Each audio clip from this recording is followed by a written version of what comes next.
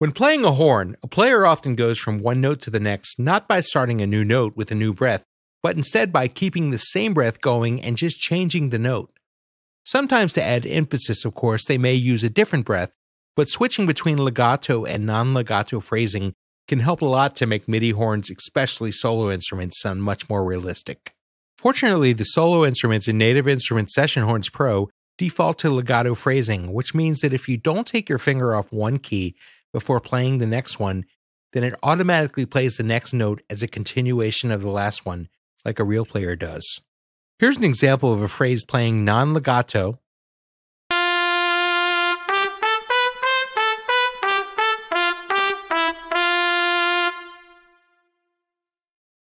And here's one playing legato.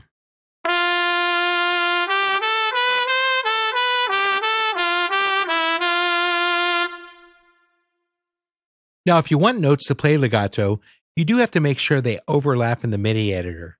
If they overlap, they will play legato. If they don't overlap, then every non-overlapping note will have its own attack. Here's the solo trumpet part that combines legato and non-legato playing.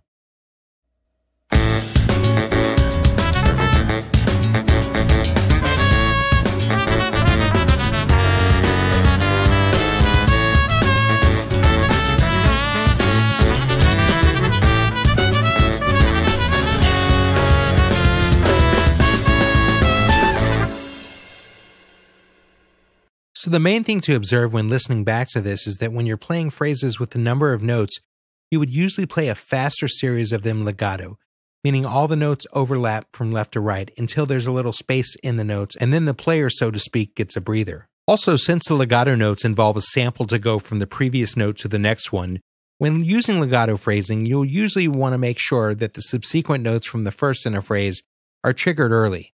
This will require some trial and error, and ideally you can just record the part until it sounds natural, but you can also adjust the timing on phrases after you've recorded them so they sound more natural. If you look at these notes here, you can see that they actually trigger before the grid, and that's how they're going to have to be to actually sound on time when you're using legato phrasing.